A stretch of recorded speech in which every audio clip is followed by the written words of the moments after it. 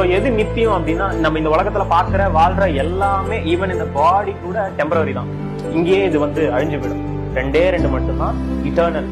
ஒன்னு பரலோகம், இன்னொன்னு நரகம். அது ரெண்டு மட்டும்தான் என்னைக்குமே இருக்க போது. இது மட்டும்தான் என்லெஸ். நித்தியமா நம்ம ஒண்ணு பரலோகத்துல இருக்கணும், இல்ல நரகத்துல இருக்கணும். சாய்ஸஸ் யோர்ஸ் தான். இந்த வாழ்ற இந்த 40-50 வருஷம் தான் நமக்கான சாய்ஸ்.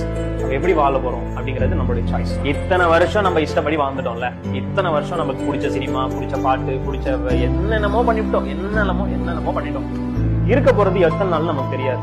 வரப்போற டேஸ் எப்படிப்பட்டது நமக்கு தெரியாது. யார் எத்தனை நாள் இருக்க போறான்னு எனக்கு தெரியும், நமக்கு தெரியாது. சோ இன்னைக்கு நம்ம ஒரு டிசிஷன் எடுத்து நான் வர காலத்துல நான் எத்தனை நாள் இருக்கணும் எனக்கு தெரியாது, ஆனா வரப்போற காலங்கள்ல உங்களுக்காக நான் வாழ விரும்புறேன்னு சொல்லி நம்ம இயேசுவுக்கு நம்ம லைஃபை கொடுக்கும் போது ஜஸ்ட் குடுக்கறதுனா என்ன, கமிட் பண்றதுனா என்னன்னா ஒரே வார்த்தை தான். வாயில ஓபன் பண்ணி எஸ்மை லைஃப் நான் உனக்கு கொடுக்குறேன், முடிஞ்சு போச்சு. இதான் ரட்சிப்பை. ரொம்ப ஈஸியா மாத்திட்டாரு ரட்சிப்பை. உன் மனசு மாத்திட்டியா, மனசுல இருந்து பாவத்தை எடுத்துறியா, நான் உங்களுக்காக உண்மையா வாழ விரும்புறேன்னு சொல்றியா, வாய்னால அறிக்கை பண்றியா, தேர் கம்ஸ் யுவர் சால்வேஷன்.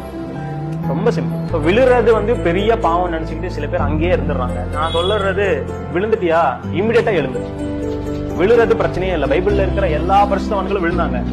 ஆனா அங்கே இருந்தவங்க தான் மடிஞ்சு போனாங்க. திருப்பி எழுந்தவங்க ஆண்டவர் அவங்கள வந்து இன்னைக்கு வரைக்கும் நம்ம அவங்கள பத்தி நான் பேசிட்டு தான் இருக்கோம். பைபிள்ல நீ எந்த கேரக்டர் எடுத்தாலும் விழுந்து எழுந்த கேரக்டரா தான் இருக்கும். சோ அதனால விழுறது பிரச்சனை இல்லை, எழுந்துக்காம இருக்கிறது தான் பிரச்சனை.